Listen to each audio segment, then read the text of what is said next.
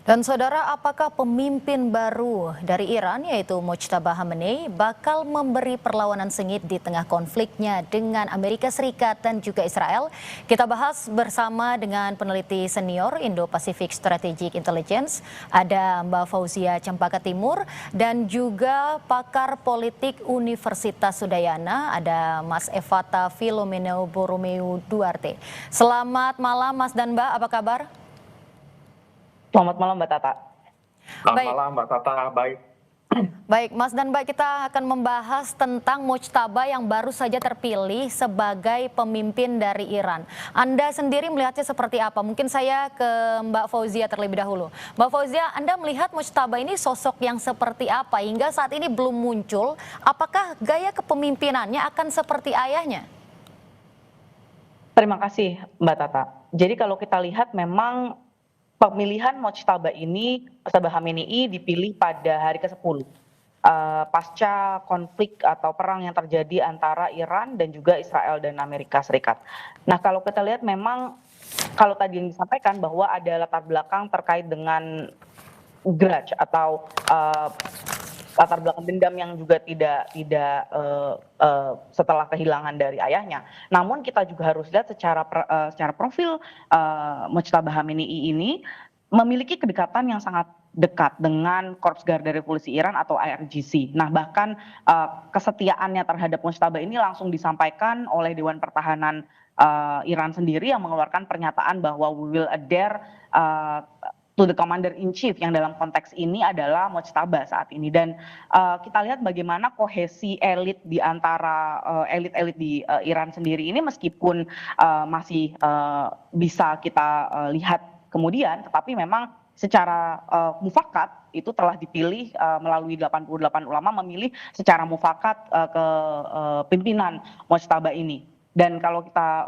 melihat dari konteks deeskalasi maupun kemungkinan deeskalasi nantinya, tentu ada beberapa analisis yang lebih komprehensif yang bisa kita lihat, misalnya bagaimana tren yang mungkin sifatnya kita lihat sejak kepemimpinannya, tapi justru terjadi serangan yang cukup besar. Meskipun tadi disampaikan Presiden Iran sendiri telah meminta maaf, apology, terhadap beberapa atau banyak negara teluk yang menjadi korban dalam satu pekan terakhir sejak terjadinya perang antara Israel, Amerika Serikat, dan juga Iran.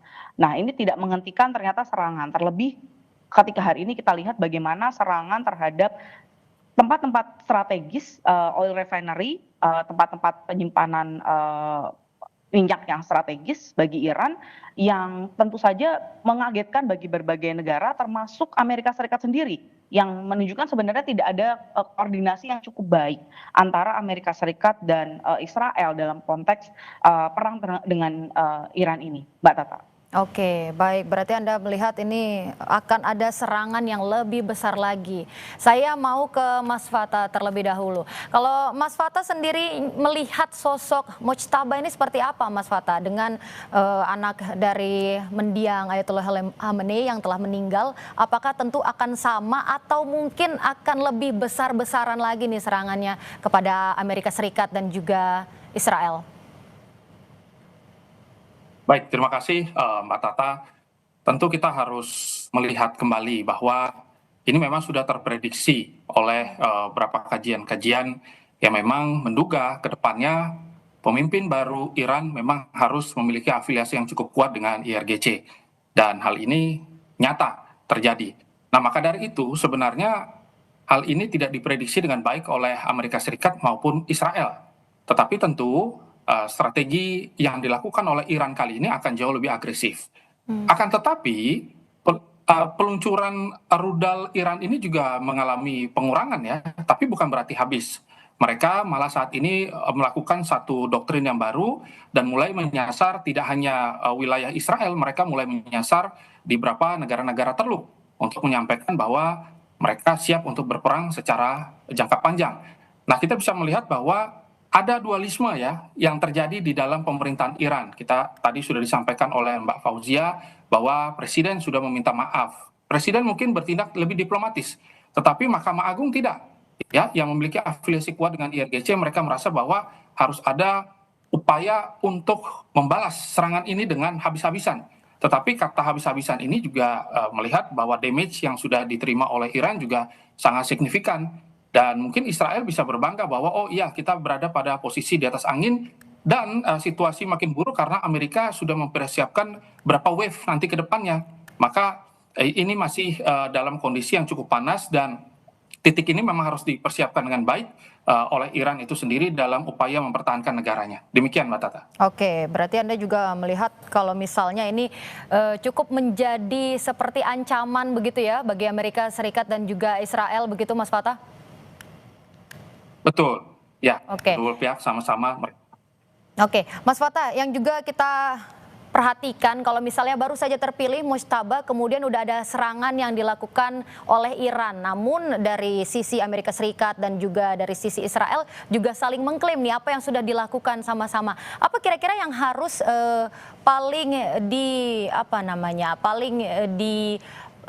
perhatikan begitu dari sisi Amerika Serikat dan juga Israel, akan ada serangan lebih besar seperti apa mungkin harus diantisipasi?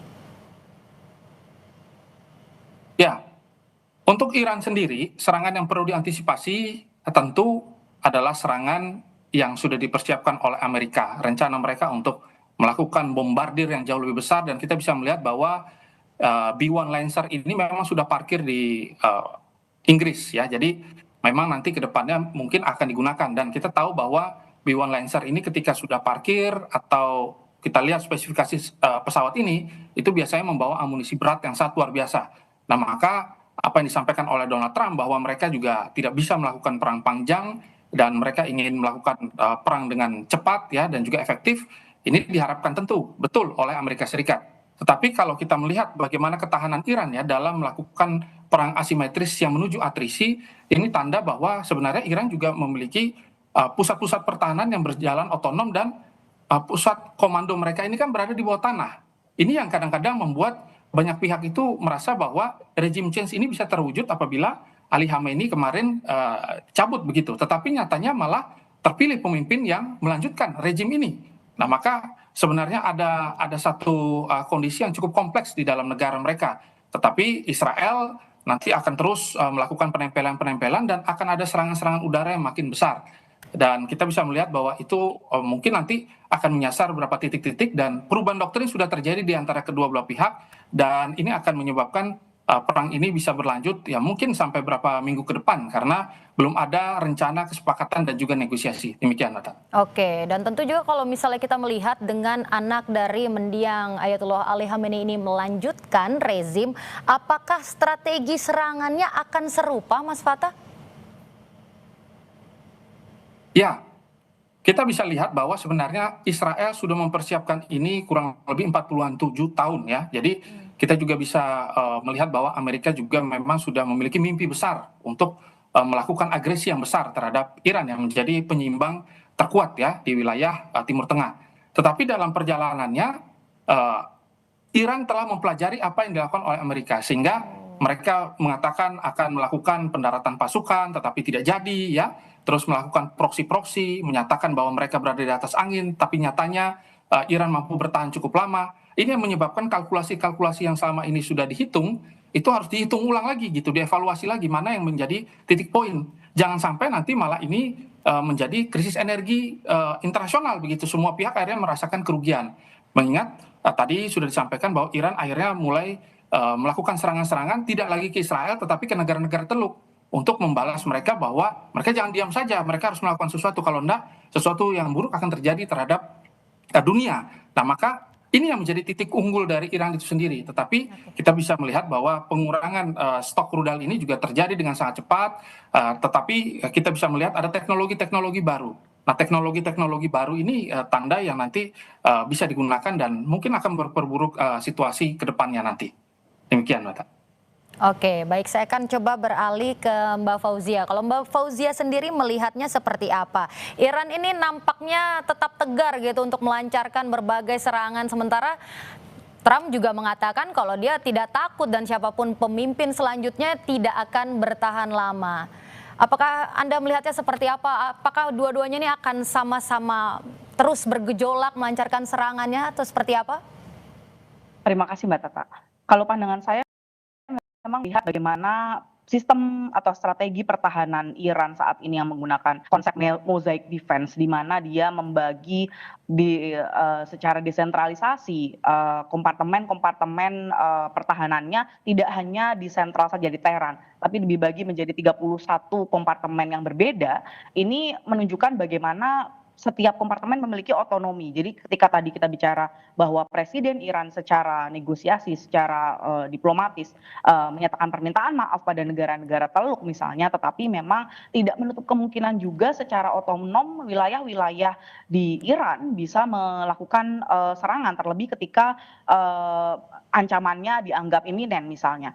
Namun di sisi lain saya juga melihat ada setidaknya 4 alasan kenapa atau mengapa Iran serangan Iran dan juga terhadap Israel dan Amerika Serikat ini, dan juga yang mungkin spill over ke setidaknya sekarang sudah mengakibatkan 12 negara terdampak selain Iran dan juga negara-negara Teluk, adalah bagaimana yang pertama adalah posisi resmi Iran ini sudah disampaikan melalui juru bicara Kementerian Luar Negeri, juga spokesperson-nya militer yang menyatakan bahwa memang pintu untuk negosiasi ini sudah tertutup begitu, dan selama agresi militer yang dilakukan oleh Israel dan juga melalui Amerika Serikat ini masih berlangsung, maka Iran tidak akan mencari opsi gencatan senjata. Dan yang kedua juga tadi telah disampaikan juga bagaimana Trump, Amerika Serikat percaya atau melihat bahwa Mojtaba ini adalah pilihan yang unacceptable. Dan juga tidak akan bertahan lama tanpa persetujuan Amerika Serikat, dan bahkan Israel dengan tegas menyatakan akan mengancam atau menargetkan siapapun yang terpilih termasuk Mojtaba Khamenei. Dan saya lihat ini adalah sebagai interpretasi dari kegagalan model Venezuela yang ingin quick win sebenarnya Amerika Serikat. Nah, ketika tadi disampaikan terkait dengan perang yang nantinya akan menjalar kepada attrition war, tentu ini akan semakin menunjukkan perkuatan eskalasi, jadi bukannya deeskalasi. Nah, yang menarik adalah melihat bagaimana Iran nantinya membebankan beban asimetris tidak hanya kepada dirinya sendiri, yakni ketika serangan terhadap Iran dari Amerika Serikat maupun Israel dan sistem pertahanan kedua negara gitu ya, itu dibebankan tidak hanya kepada Iran saja, tetapi kepada regional di Teluk, regional di Timur Tengah, bahkan spillover yang lebih luas lagi kepada negara-negara lain yang memiliki ketergantungan terhadap Selat Hormuz. Demikian Mbak Tata pandangan saya. Oke, baik Mbak Fauzia, juga kita tahu kalau misalnya perluasan eskalasi ini dengan sasaran beberapa fasilitas strategis, dan juga bagaimana eskalasi selanjutnya bakalan muncul, apakah akan lebih memperparah gitu. Kita tahu kalau Iran tadi meminta maaf tapi juga tidak membuka negosiasi, itu seperti apa ke depannya kemungkinan terburuk yang akan terjadi? Oke. Terima kasih Mbak Tata. Kalau dilihat dari kondisi saat ini, tentu yang paling mengkhawatirkan adalah skenario terburuk adalah terkait dengan energi atau oil reserve. Nah, dalam konteks ini tentu saja di Asia Tenggara sendiri yang paling bergantung terhadap oil supply chain yang melalui Selat Hormuz adalah Vietnam misalnya, dengan 70% lebih ketergantungannya adalah hanya pada Kuwait saja begitu. Jadi Indonesia misalnya masih bergantung sekitar 20%, 25% begitu ya yang melalui Selat Hormuz, karena kita masih memiliki opsi diversi. Akan jeda sejenak, dan tentunya nanti kita akan membahas lagi bagaimana kepemimpinan dari Mojtaba Khamenei setelah terpilih menjadi pemimpin tertinggi dari Iran. Kami segera kembali saudara. Dan saudara, kita akan melanjutkan perbincangan dengan Mbak Fauzia Cempaka Timur dari peneliti senior Indo-Pasifik, dan juga Evata Filomeno Borromeo, dosen ilmu politik dari Universitas Udayana. Mas dan Mbak, tadi kita sebelumnya sudah membahas tentang bagaimana eskalasi yang kemungkinan akan terjadi. Sebelumnya tadi saya ke Mbak Fauzia, sekarang saya ingin mendengar bagaimana kalau pandangan dari Mas Fata sendiri. Eskalasi terburuk kemungkinan yang akan akan terjadi seperti apa, Mas Fatah? Kita melihat kalau misalnya ada beberapa tempat-tempat strategis yang seharusnya tidak diserang, tapi juga ternyata malah kena serangan, bahkan anak-anak juga menjadi korbannya.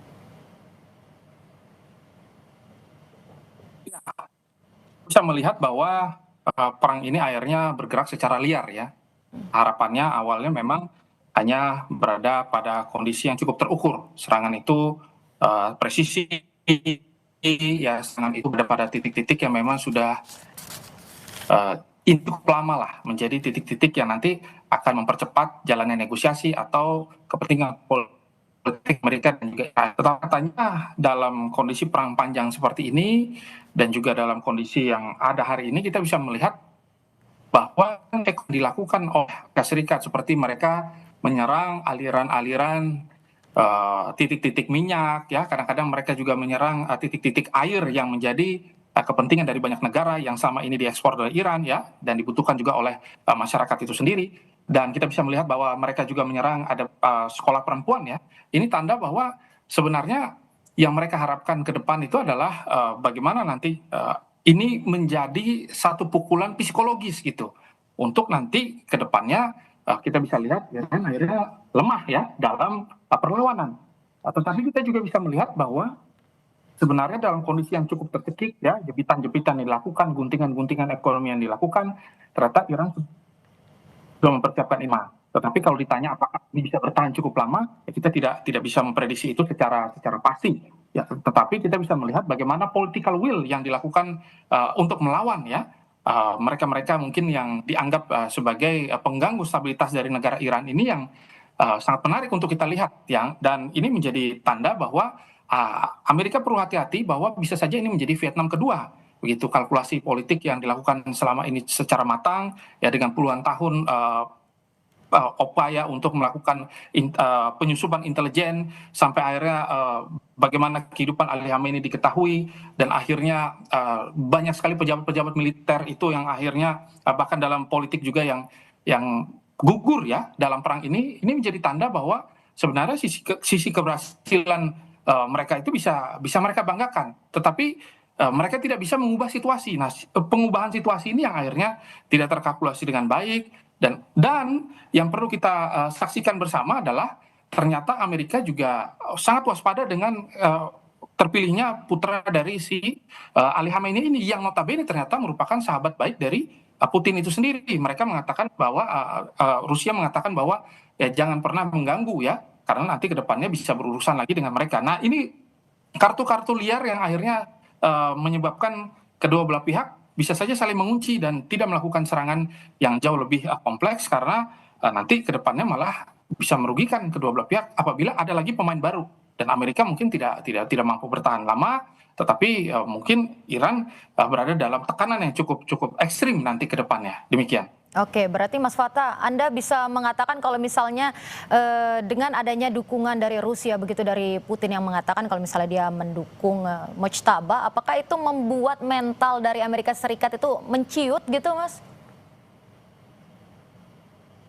Ya, sebenarnya dalam upaya untuk membalancing power begitu, harapan utamanya memang ingin mengunci Rusia ya dengan menyerang Iran, ingin mengunci perekonomian Cina juga. Yang notabene selama ini ekspor minyak itu dilakukan dengan sangat baik ya dengan Cina. Dengan sudah diserangnya Venezuela, terus dengan rencana-rencana ke depan bahwa mereka akan menguasai energi. Harapan dari Amerika sebenarnya kalau kepada Iran itu ingin memukul mundur kemampuan teknologi militer mereka hingga berapa persen, sampai 40-an lah. Itu memukul mundur 20 tahun ke belakang gitu.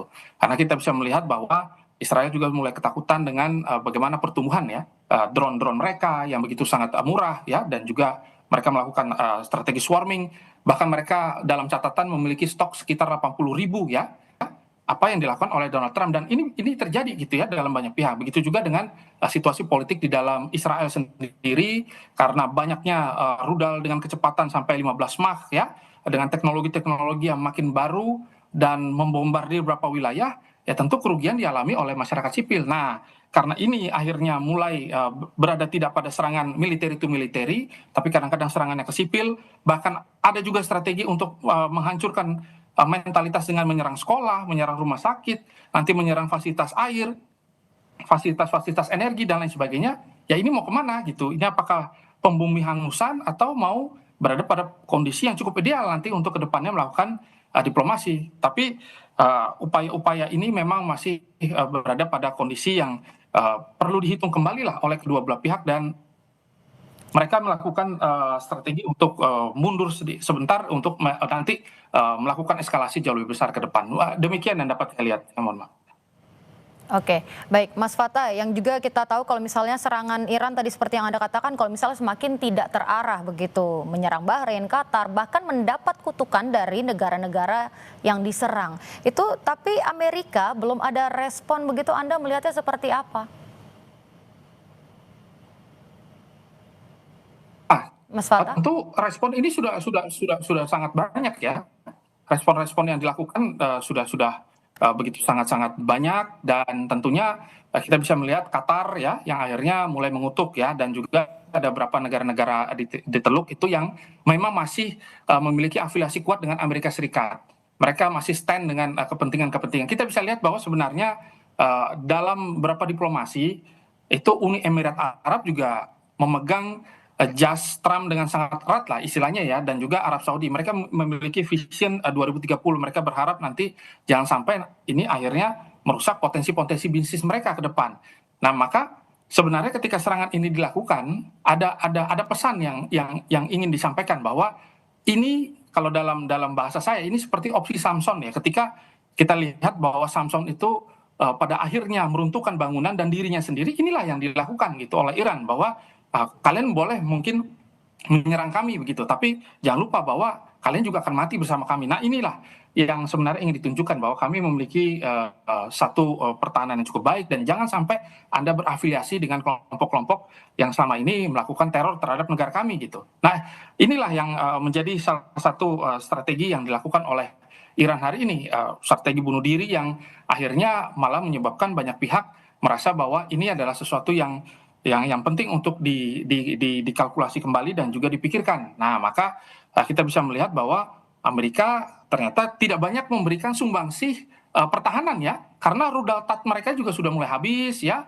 dan juga dengan kecepatan yang sangat cepat ya, dari beberapa rudal-rudal yang dimiliki oleh Iran, ini tanda bahwa penjekat-penjekat itu tidak tidak mampu secara maksimal untuk menahan ini. Dan kita bisa melihat bahwa restocknya ternyata cepat sekali gitu, restocknya cepat sekali. Berarti ini dan pakar-pakar nuklir mereka ini kan pindah-pindah terus tempatnya, dan bahkan ada beberapa tempat rahasia yang memang itu tuh berisi ahli-ahli nuklir dari Rusia gitu, tapi belum dipublish ya secara umum ya, bahwa ahli-ahli nuklir ini tidak berani diserang oleh Amerika, tapi mereka mensuplai teknologi, dan mereka memberikan bahwa bisa saja mereka membantu gitu di bawah tanah gitu ya, terkait dengan mempercepat persediaan dari drone-drone baru dan juga nuklir baru. Nah, ini yang akhirnya secara pola membuat kedua belah pihak sama-sama mengalami kesulitan ya untuk melakukan pelumpuhan militer secara total, apalagi pendudukan. Demikian. Oke, baik. Saya akan kembali ke Mbak Fauzia. Mbak Fauzia, serangan udara itu masih terus berlangsung. Apakah ini indikasi kalau misalnya Amerika Serikat dan juga Israel ini sebenarnya masih kesulitan untuk meredam dari kekuatan Iran ini? Baik, Mbak Tata. Kalau saya juga ingin echo apa yang disampaikan oleh Mas Fatah tadi ya, bahwa memang salah satu analisis bahkan yang menyebutkan bahwa ini adalah perang tanpa pemenang atau perang war with no winners gitu ya, karena terlebih ketika kita mengingat apa narasi yang berusaha untuk diangkat oleh Amerika Serikat ketika berangkat bersama dengan Israel menyerang Iran, ini inkonsisten begitu ya. Setidaknya ada 4 narasi berbeda yang ditawarkan oleh Amerika Serikat, oleh Trump, bahkan sempat diperdengarkan di Kongres Amerika Serikat gitu ya. Mengapa atau apa tujuannya sebenarnya Amerika Serikat ini menyerang Iran gitu ya. Dan pertama tentang tadi disampaikan tentang apakah tentang pencegahan nuklir, atau apakah tentang pelucutan misil balistik, karena itu juga sempat disampaikan ketika press release atau press conference yang dilakukan oleh Trump. Dan atau misalnya kita ingat beberapa pekan sebelumnya atau beberapa waktu sebelumnya bagaimana ada gerakan-gerakan demokratisasi yang terjadi di Iran gitu ya. Apakah ini tentang pembebasan rakyat Iran atau justru malah tentang pergantian rezim yang secara total. Nah, ini karena ada inkonsistensi dari narasi atau tujuan yang ingin dicapai oleh Amerika Serikat ini menunjukkan tadi serangan udara ini memang sangat menunjukkan tidak bertujuan gitu ya. Tidak ada tujuan yang pasti atau akhir yang pasti dalam penyelesaian konflik ini. Nah, kalau kita melihat sedikit tentang bagaimana Mojtaba terpilih begitu ya. Sebelumnya ada tadi terkait dengan pembebasan rakyat Iran misalnya, bagaimana Trump awalnya sebelum Mojtaba ini terpilih begitu ya, atau Mojtaba ini didiskusikan gitu ya, ditetapkan sebagai pimpinan pucuk tertinggi di Iran saat ini. Tentu kita lihat bagaimana ada diskursus tentang Prince Reza Pahlavi yang ternyata juga ditolak oleh Trump gitu ya, dianggap tidak terlalu memiliki legitimasi, dianggap tidak terlalu justru akan mendisrupt political order yang ada di Iran begitu.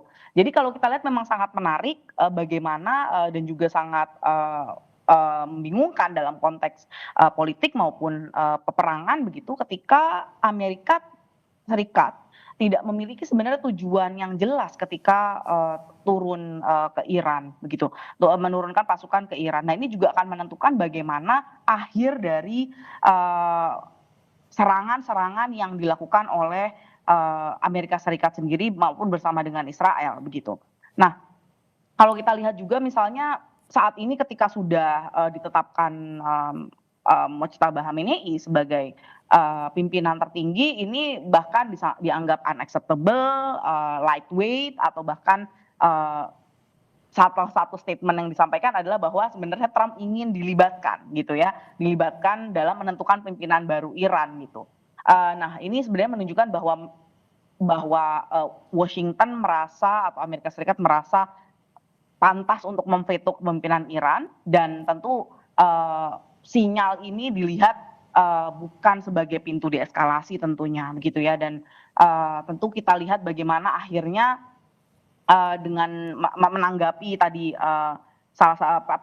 statement presiden Iran yang kepada negara-negara teluk ini, bahkan Trump justru membalasnya di media sosialnya gitu ya, bahwa justru akan menyerang secara lebih keras terhadap Iran gitu ya, dan dia menganggap bahwa permintaan maaf yang dilakukan atau yang diberikan oleh Pezeshkian adalah hanya karena takut atas serangan bertubi-tubi yang diberikan oleh Amerika Serikat dan Iran gitu. Dan bagaimana justru narasi yang muncul adalah adanya ambisi Tehran untuk menguasai Timur Tengah. Nah, ini lagi-lagi menurut saya narasi yang diberikan oleh Amerika Serikat apalagi melalui Trump itu memang inkonsisten, dan ini menunjukkan semakin kita harus aware untuk bagaimana akhir dari perang ini atau deeskalasi ini menjadi semakin jauh.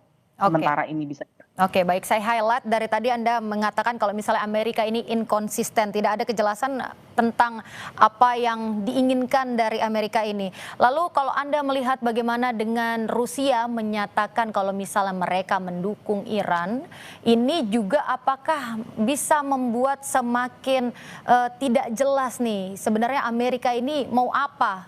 Apakah itu juga bagian dari mungkin Amerika sudah mulai takut begitu walaupun Amerika juga bersama dengan Israel? Oke, mungkin kita harus lihat juga bahwa Iran, Cina, dan Rusia memang sudah memiliki agreement gitu ya di Januari 2026 yang memang tapi memang dalam konteks itu meskipun sudah memiliki agreement sendiri, ternyata kita lihat belum ada komitmen, dalam artian komitmen khusus yang disampaikan gitu ya. Meskipun kita lihat simbolik dukungan Iran, dukungan Rusia terhadap Iran itu sudah mulai ada begitu.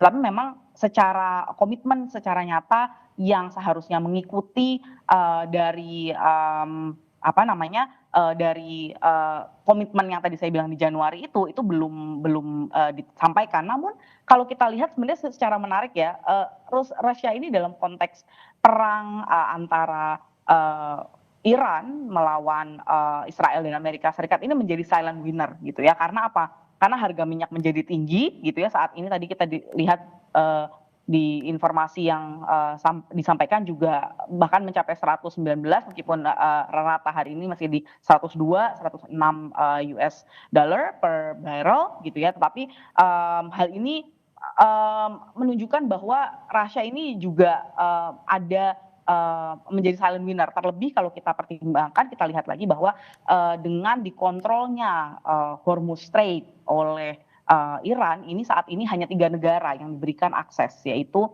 Rusia, Cina, dan juga Pakistan, begitu. Jadi, demikian. Baik, tentang bagaimana cywar yang biasa dilakukan oleh Trump, apakah Mas dan Mbak juga melihat ini sebagai hal yang akan dilakukan oleh Mojtaba? Saya akan ke Mbak Fauzia terlebih dahulu. Mbak Fauzia, Anda melihatnya seperti apa, Mbak? Apakah memang dengan adanya cywar yang biasanya dilakukan oleh Trump, ini juga akan diikuti oleh Mojtaba sebagai pemimpin baru dari Iran ini? Baik. Pandangan saya Mbak Tata dalam konteks, cywar ini sebenarnya sudah terjadi, Mbak. Jadi cywar ini bagian dari information war dan, information war ini bahkan ketika baru terjadinya, perang gitu ya, itu sudah dilakukan oleh kedua belah pihak dan tentu saja, dalam konteks ini akan semakin, besar pengaruhnya dalam konteks information war.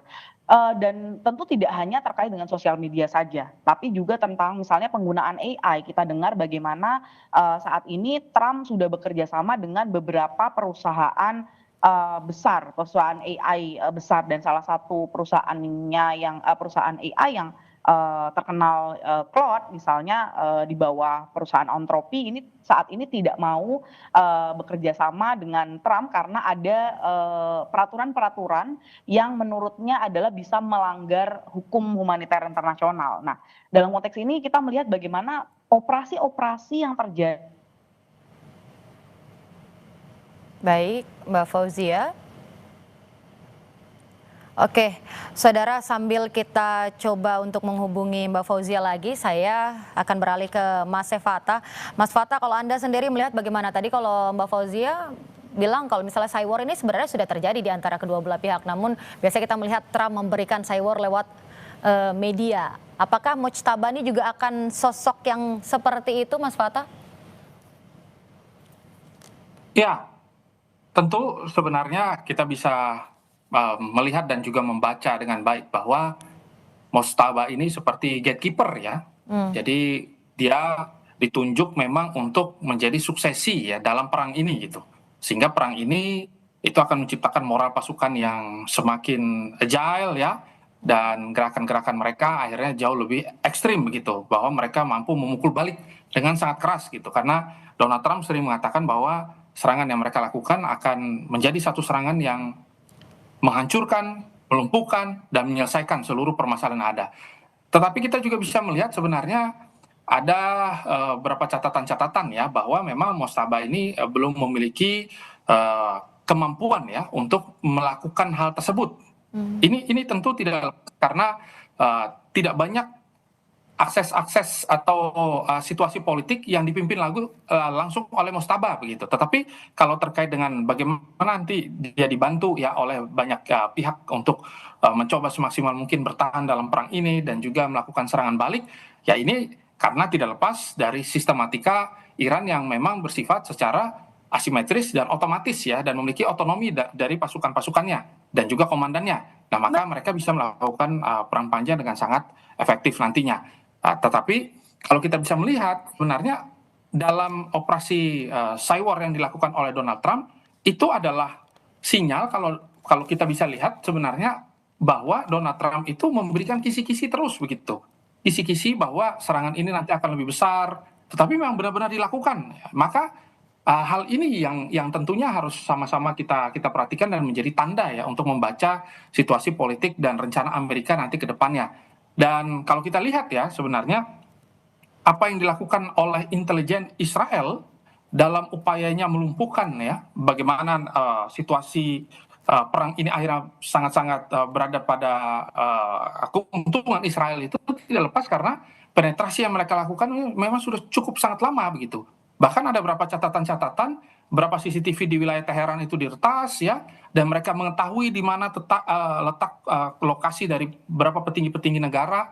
Bahkan mereka juga mampu melakukan pelacakan secara 24 jam, secara real time ya, dan kedikdayaan dari sisi intelijen ini yang akhirnya membuat mereka atau Amerika Serikat berani sesumbar juga karena ada sharing information dari kedua belah pihak lah, dari Epic Fury ya, serangan Epic Fury yang dilakukan oleh Amerika Serikat dan juga Lion Roar ya yang dilakukan oleh Israel itu sendiri. Dan harapan besar dari kedua belah pihak nanti ke depannya Mojtaba itu tidak mampu membuktikan dirinya.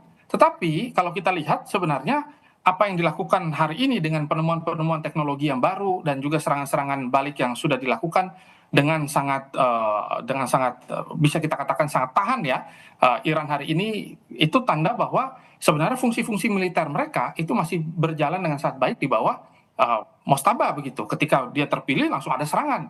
Itu adalah satu serangan bahwa kami tidak diam saja meskipun itu mungkin adalah beberapa rudal-rudal yang menjadi sisa-sisa dari bagaimana persiapan mereka nanti melawan invasi darat bahkan gitu. Nah, kalau sampai yang dikatakan oleh Donald Trump mereka akan melakukan invasi darat, terus yang dilakukan oleh Israel memanfaatkan proksi mereka ya seperti jaringan Kurdi ya, ini tanda bahwa mereka cukup frustasi lah sebenarnya dalam perang hari ini gitu. Kalau kita bisa lihat dan kita bisa kalkulasi bahwa sebenarnya mereka benar-benar ingin mempercepat ya, dan juga mereka berharap agar nanti ke depannya Reza Pahlavi itu segera terpilih lah gitu. Dan apa yang menjadi kebutuhan dari Amerika Serikat dengan proposal bisnisnya itu bisa berlaku dengan sangat clean gitu. Dan kalau kita membaca Donald Trump, kita harus lihat juga bahwa Donald Trump ini seorang pebisnis yang selalu mengkalkulasi segala sesuatu. Jadi dia merasa bahwa kalkulasi yang terjadi kali ini itu sudah benar-benar berada di ambang yang tidak bisa ditolerir lagi. Maka ketakutan terbesar saya adalah bisa saja mereka menggunakan bom yang mungkin dilarang selamanya, yaitu nuklir begitu. Ini adalah opsi liar yang mungkin tidak semudah itu memang dikeluarkan. Tetapi ketika melihat serangannya ini udah ke sekolah, serangannya ini udah ke fasilitas-fasilitas yang menyangkut ya masyarakat banyak begitu, masyarakat sipil, tidak lagi menyerang militer, maka bisa saja mereka melakukan itu dan mereka sudah keluar dari PBB, mereka keluar dari IAEA ya, dan mereka sudah menyampaikan kisi-kisi ini tanggal 6 juga gitu. Maka dan Lancer juga sudah mulai parkir di sana. Bisa saja itu opsi itu keluar gitu. Dan ya Iran bertahan seperti apa? Bunker buster yang ditembakkan terus-menerus sudah kurang lebih ratusan rudal ini tentu menyebabkan Iran mengalami kelumpuhan sampai 70-an% ya, sampai 80-an%. Nah, ini yang tentunya sama-sama perlu diwaspadai ya. Jadi perang psikologis yang dilakukan sebenarnya itu adalah menjadi tanda dan mereka harus sampaikan itu. Kalau enggak mereka nanti melanggar aturan hukum internasional ya terkait dengan humaniter. Demikian mungkin dari saya sementara. Oke.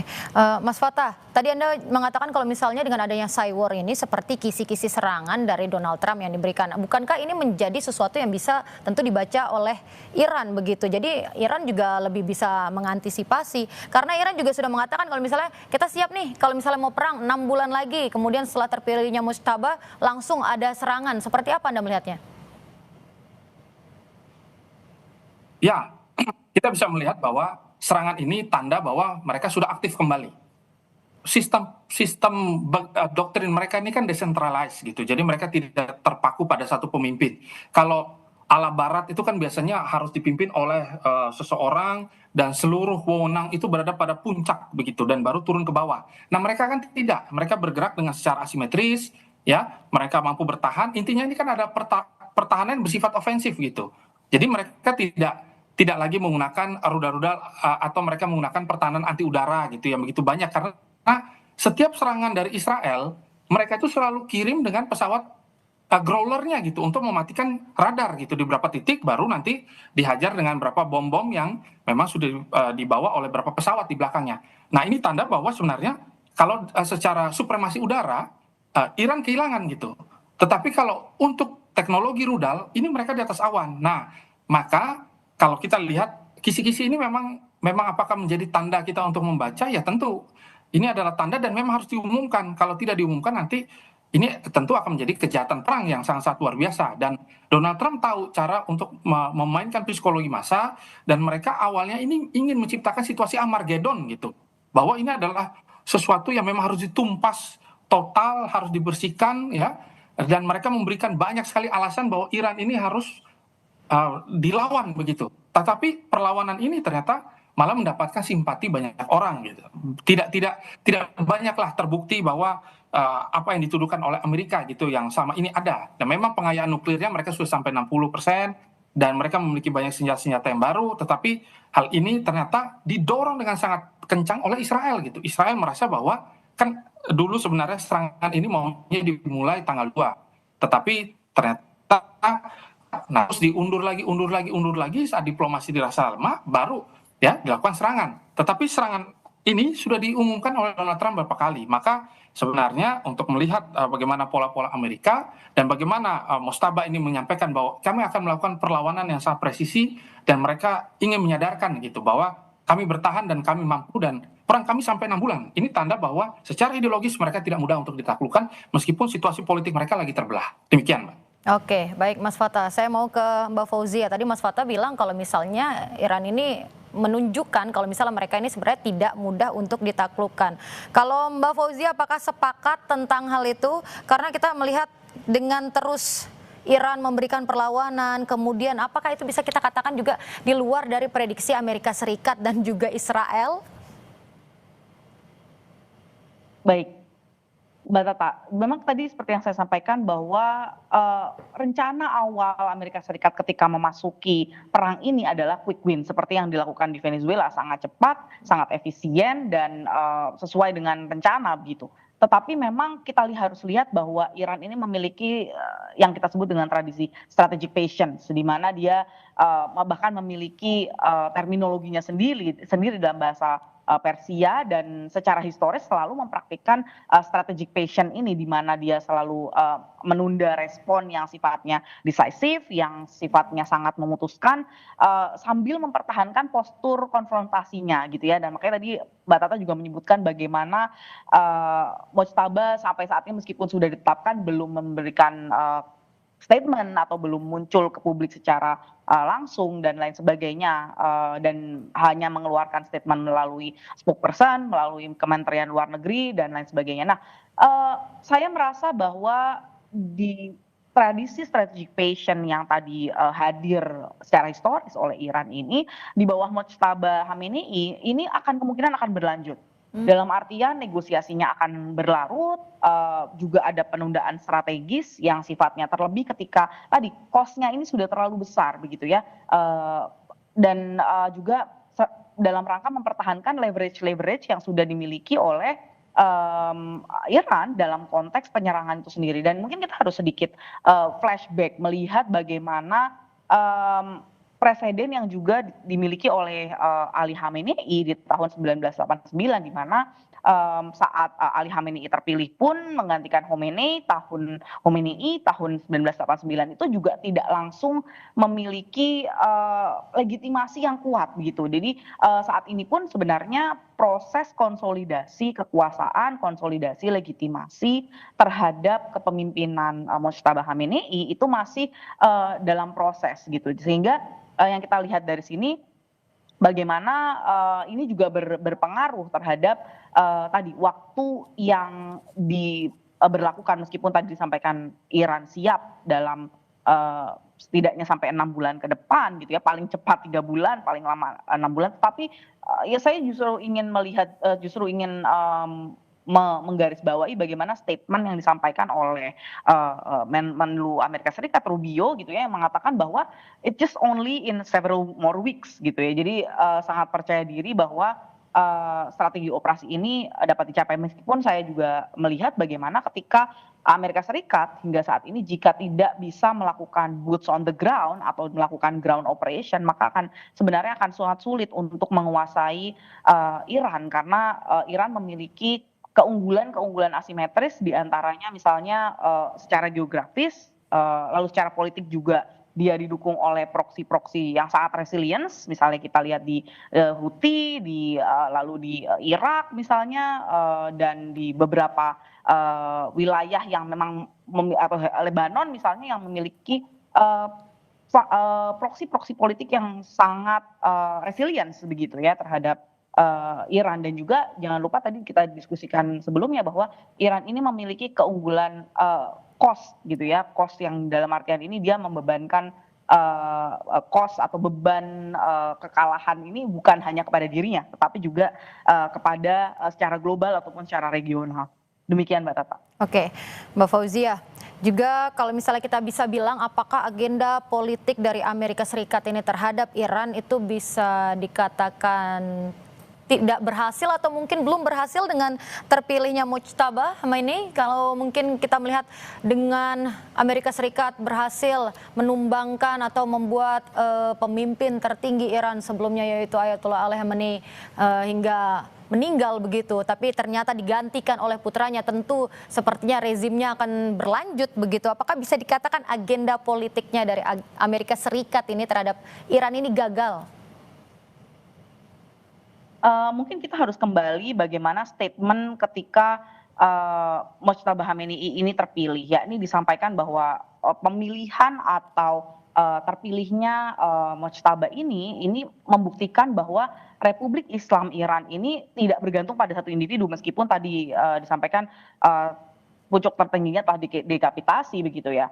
Nah, ini justru menunjukkan bahwa yang dimiliki oleh Republik Islam Iran ada sebuah sistem yang memiliki landasan sangat kohesif begitu ya, dan tidak mudah diselesaikan, dimenangkan begitu. Terlebih tadi kita lihat mereka memiliki strategic patience. Nah, kalau kita lihat terhadap Amerika Serikat sendiri tentu ada beberapa implikasi strategis yang kita harus lihat. Pertama adalah ketika narasi Trump yang menyatakan bahwa ia harus terlibat, bahwa dia harus memilih sendiri pemimpin Iran, ini memperkuat persepsi di Teheran bahwa tadi terjadi inkonsistensi akan narasinya Amerika Serikat, dan ini bukan hanya mengubah perilaku saja ataupun bahkan membebaskan masyarakat Iran dan lain sebagainya, tapi justru ingin menyentuh wilayah pergantian rezim yang sifatnya de facto. Nah, ini juga menimbulkan persepsi bagi sekutu Amerika Serikat di Teluk. Kita lihat bagaimana beberapa negara di Teluk misalnya sudah menyatakan bahwa mereka negara-negara tersebut keberatan ketika Amerika Serikat menggunakan fasilitas yang berada di negaranya untuk melawan Iran gitu ya. Jadi dalam konteks ini hal ini tentu akan mengurangi kemampuan Amerika Serikat dalam melancarkan operasi di Iran. Namun kalau misalnya kita lihat sendiri, sebenarnya apa sih yang menjadi decisive operation bagi Amerika Serikat dan Israel adalah ketika pertama tentu adalah mensuppress atau menekan kemampuan misil Iran yang tadi juga Mas Fatah sebutkan misalnya masih sangat superior dalam konteks ini gitu ya. Jadi tentu ini menjadi tujuan yang pertama. Jika ini belum bisa dilakukan, belum bisa disuppress, belum bisa ditekan, tentu kemampuan Amerika Serikat, kemampuan Iran tentu masih di atas kertas masih sangat baik. Nah, yang kedua adalah tentu bagaimana menetralisasi kemampuan anti access area denial yang dimiliki oleh Iran sendiri gitu. Nah, jika ini belum bisa dihentikan, maka akan sangat sulit saya rasa Amerika Serikat menghentikan atau memenangkan perang ini. Demikian Mbak Tata. Setelah terpilihnya Mojtaba, apakah Iran memperketat negaranya dari penyusup yang menjalankan fungsi intelijen saat perang? Saya akan langsung menanyakan kepada Fata Filomeno. Mas Fata, kalau Anda sendiri melihatnya seperti apa? Mungkin kemarin Ayatollah Ali Khamenei itu meninggal, mungkin bisa kita katakan kecolongan dengan adanya penyusup gitu, tapi dengan terpilihnya Mojtaba, apakah Iran akan memperketat negaranya dari penyusup? Baik. Dalam menjalankan fungsi keamanan dan juga pertahanan, upaya untuk mendeteksi secara langsung para agen-agen yang tertidur atau agen-agen yang selama ini ya ternyata membocorkan informasi adalah satu kepastian memang harus dilakukan. Dan maka lokasi tepatnya di mana Mojtaba itu juga sampai hari ini berpindah-pindah ya, jadi tidak berada pada satu lokasi yang sama. Dan otomatis akan ada perubahan ya dalam struktur jenderal yang ada dalam pemerintahan dan upaya untuk nanti ke depannya mempertahankan IRGC agar IRGC tetap pada kondisi yang tetap sesuai dengan harapannya dan prima begitu dalam upaya melakukan serangan-serangan balik. Tetapi kita juga bisa melihat bahwa upaya bribery ya atau upaya yang dilakukan oleh Mossad juga untuk mengajak para jenderal yang mulai goyah akibat himpitan ekonomi ini juga tidak main-main begitu dan mulai banyak ya. Dan kita bisa melihat ketika ada pidato pasca kematiannya Ali Khamenei itu sekitar 250.000 orang itu datang dan juga menyambut pemimpin baru Iran. Mereka mengeluhkan pemimpin baru Iran yaitu Reza Pahlavi ya, yang mereka kadang-kadang nanti akan menggantikan. Dan Reza Pahlavi juga dalam beberapa pertemuan security juga sudah menyampaikan bahwa dia siap, dia menyampaikan kedekatan dengan Amerika dan lain sebagainya. Ini sudah dipersangat sangat baiklah oleh Amerika Serikat dan juga Israel. Tetapi ada juga catatan juga yang sangat penting ya, bahwa Iran juga akhirnya memasang CCTV yang teknologinya ini banyak disuplai ya, itu dari Cina terkait dengan untuk melihat mood ya, bahkan mereka mampu mendeteksi wajah. Dan nanti ini digunakan untuk melacak dan juga melihat masyarakat-masyarakat yang selama ini mungkin saja berafiliasi dengan kepentingan-kepentingan asing begitu. Jadi mereka akan lebih sangat tertutup dan mereka juga mungkin nanti akan lebih selektif ya dalam memilih ya para petinggi-petinggi militer gitu. Nah, maka sebenarnya bisa kita katakan seperti yang tadi ditanyakan, apakah mereka jauh lebih protektif dan juga mereka nanti mungkin akan jauh lebih bukan cuma berhati-hati ya, jauh lebih ofensif ya, bisa saja karena berarti fungsi pertahanan ini sudah jalan. Tetapi kalau kita lihat dari sisi kemungkinan ini bisa benar-benar berada pada kondisi yang cukup ideal, ya ini hanya bergantung pada ideologi dan juga tujuan dari perang ini. Nah, bedanya kalau Amerika ini patriotiknya ini kan tidak begitu sangat-sangat signifikan lah gitu ya. Pasukan mereka itu kan bergerak karena mereka membutuhkan logistik yang sangat besar, uangnya, gaji dan lain sebagainya.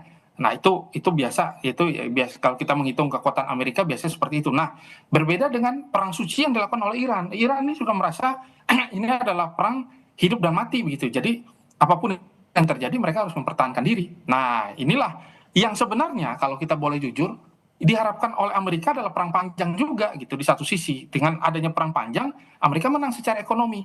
Nah ini yang ternyata kadang-kadang kita tidak baca dengan baik. Ternyata mereka menawarkan security dan juga mereka menawarkan keamanan ya, keamanan bagi semua pihak, tetapi juga mereka dominan gitu dalam sisi ekonomi. Pun perang ini ya sebenarnya kita lihat bahwa Amerika mengalami ketidakpastian dan sebagainya, tetapi ternyata semua masih dalam kontrol mereka gitu. Ini yang harus kita jujur sama-sama lihat bahwa semua ini terprediksi dan harapannya mudah-mudahan ini tidak menjadi mainan ya, yang akhirnya malah merugikan banyak pihak. Dan kalaupun mereka melakukan kunci-kuncian ini, sebenarnya kunci-kunciannya untuk mengunci Cina dan juga untuk mengunci Rusia. Tapi kenapa nyatanya mereka melakukan serangan ini yang notabene Iran sedang dalam kondisi masih berkembang begitu. Demikian. Oke, Mas Fattah, berarti Anda bisa mengatakan kalau misalnya perang ini akan berlangsung panjang, secara langsung akan lebih menguntungkan Amerika begitu. Namun Iran tentu harus tetap survive, dan apakah Iran tentu akan kalah ke depannya karena tidak bisa survive atau tidak bisa berhitung secara taktis gitu daripada Amerika, bagaimana? Ya, Amerika ini kan menawarkan premi lah kepada dunia. Kita ambil contoh, tiba-tiba dia mengatakan bahwa untuk bisa melintasi Selat Hormuz, maka harus membayar sesuatu kepada Amerika. Jadi safety dan juga energi. Nah dua ini yang akhirnya menjadi kontrol penuh Amerika Serikat gitu hari ini gitu.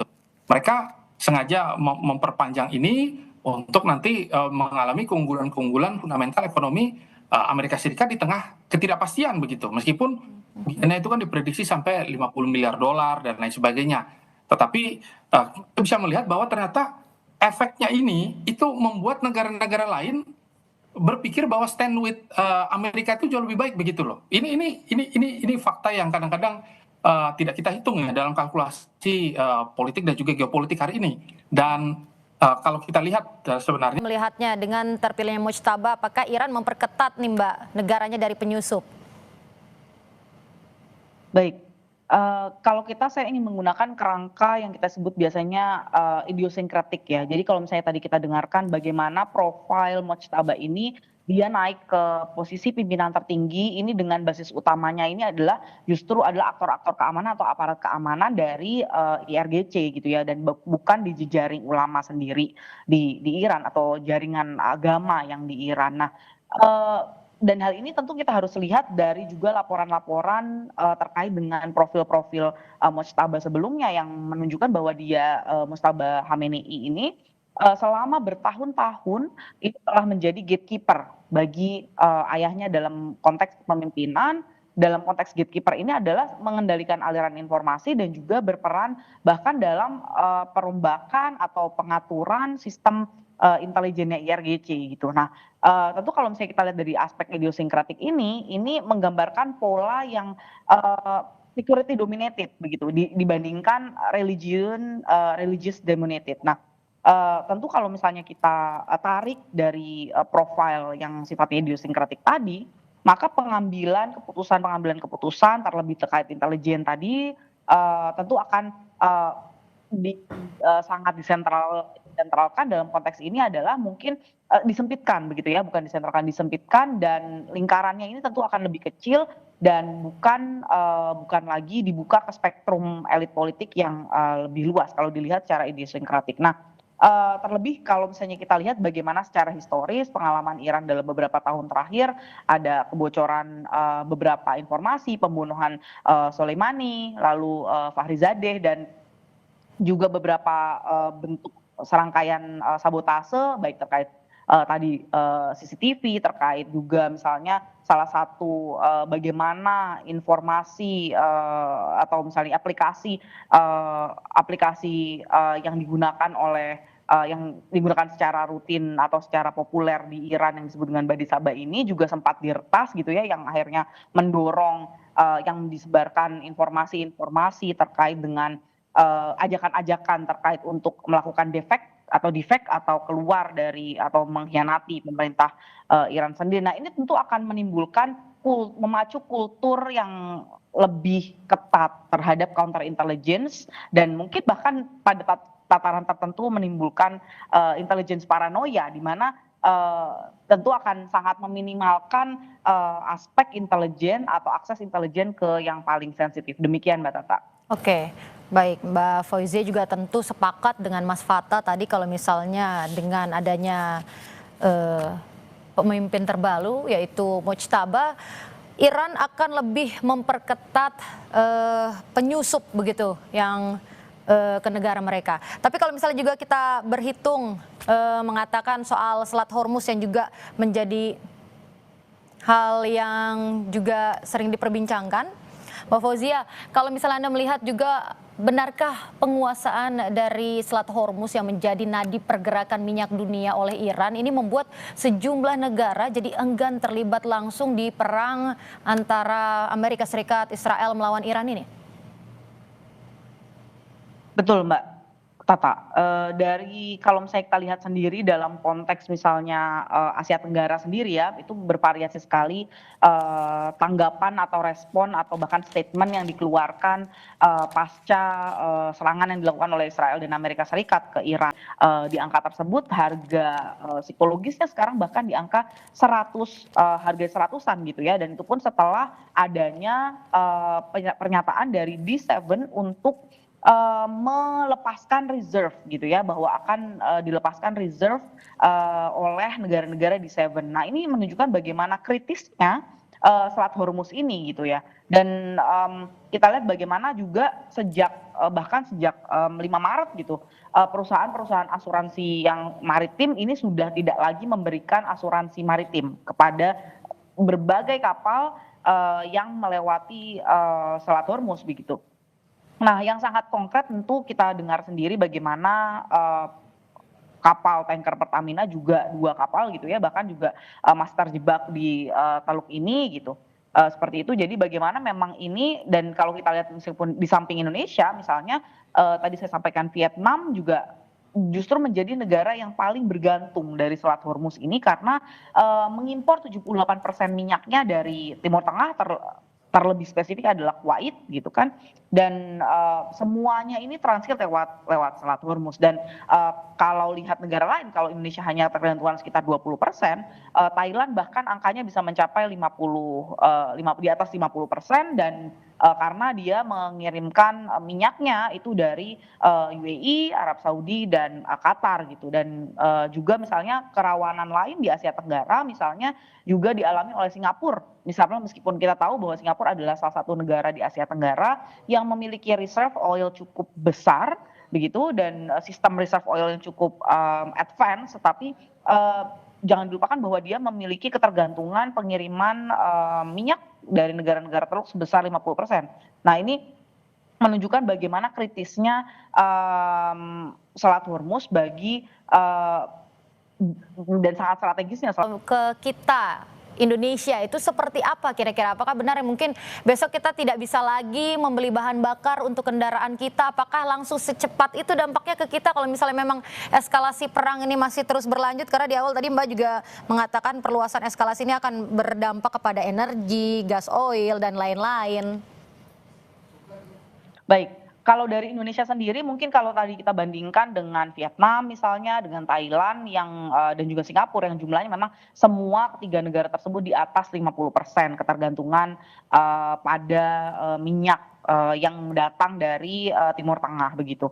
Tetapi untuk konteks Indonesia sendiri sebenarnya angka minyak, ketergantungan minyak di Timur Tengah itu hanya sekitar 20% dan gas hanya sekitar 30% begitu.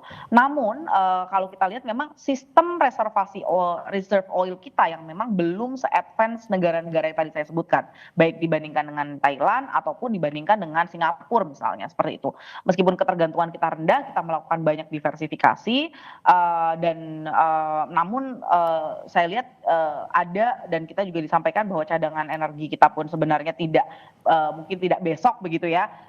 Jadi kalau misalnya tadi kita dengar bagaimana, Rubio angka 100, sekian begitu ya, dengan di mana anggaran, atau subsidi BBM, kita itu hanya di angka 80. Jadi memang, tapi jika memang kita, mau agak positive thinking, mau sedikit optimis, tentu sebenarnya ketika dalam bentuk rata gitu ya, rata jika diharapkan perang ini akan segera berakhir meskipun tadi kembali ke diskusi awal bahwa tidak terlihat tanda-tanda deeskalasi, tentu secara konkret ini akan sangat berdampak dan Baik. terutama memukul.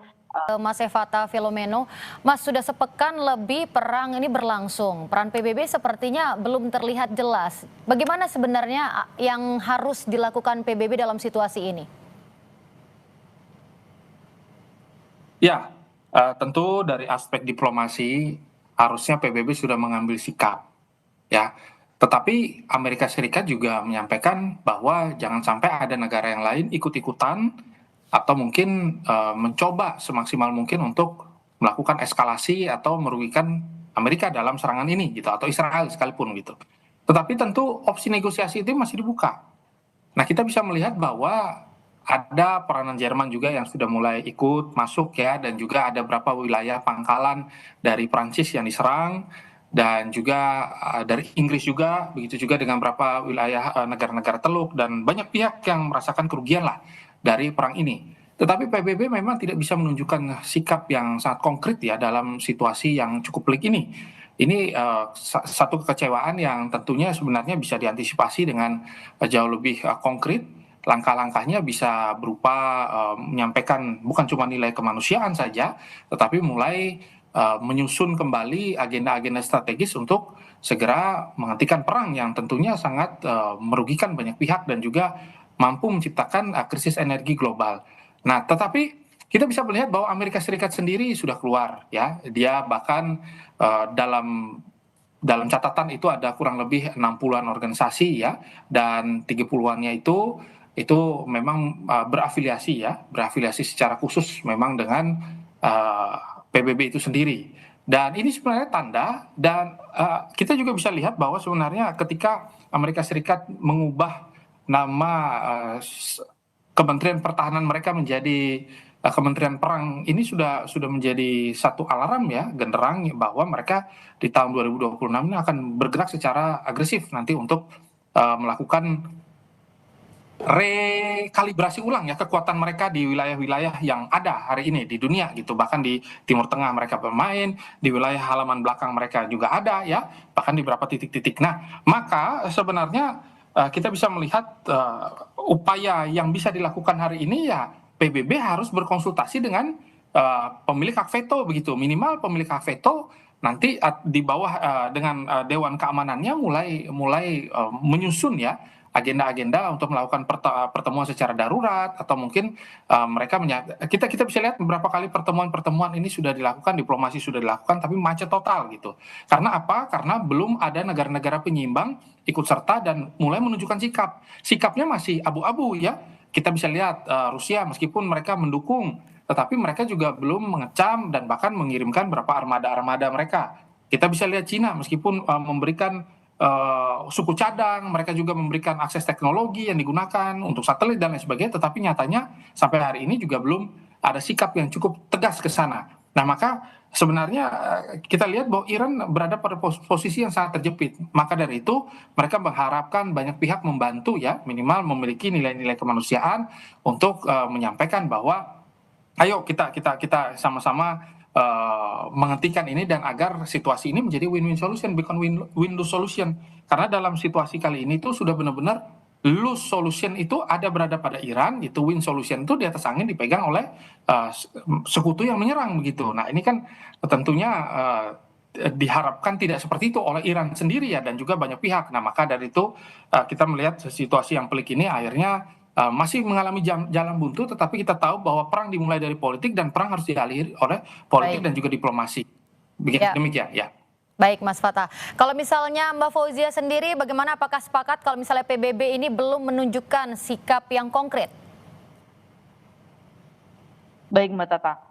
Jadi kita lihat sendiri bahwa Dewan Keamanan PBB ini sebenarnya ketika serangan itu dilakukan itu sangat cepat ya berkumpul gitu ya, akhirnya membuat rapat gitu ya sangat cepat dan bahkan berdebat juga tentang salah satu klaim yang disampaikan Iran bahwa dia ingin mengaktifasi legalitas di bawah pasal 51 di mana dia adalah membela diri gitu ya dalam konteks ini.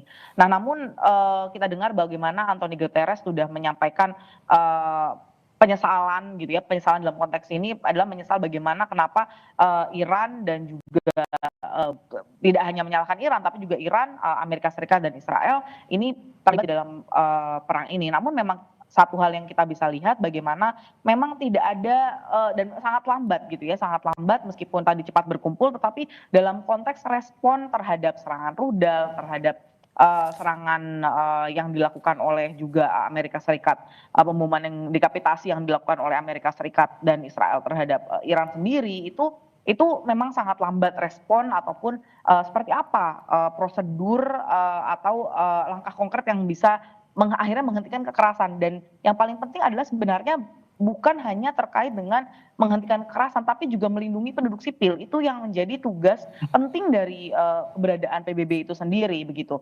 Nah, jangan lupa bahwa kalau tadi kita bicara tentang veto, saat ini terjadi dua pihak yang saling berseberangan di mana di sebelah satunya ada Rusia dan juga Cina. Tiongkok di satu sisinya lagi ada Amerika Serikat, Inggris dan Prancis gitu ya yang saling tentu saja ingin melindungi kepentingannya masing-masing dengan hak veto. Nah, tentu saja ini adalah mekanisme yang sering kali didiskusikan bagaimana kegagalan multilateralisme apalagi menggunakan hak veto ketika dalam rangka mencegah agresi baik terhadap Iran begitu ataupun terhadap Amerika Serikat dan Israel begitu Mbak Tata. Baik, terima kasih Mbak Fauzia Cempaka Timur, peneliti senior Indo-Pasifik Strategi Intelijen, dan juga ada Evata Filomeno Borromeo Duarte dari dosen ilmu politik Universitas Udayana. Terima kasih, salam sehat selalu Mas dan Mbak.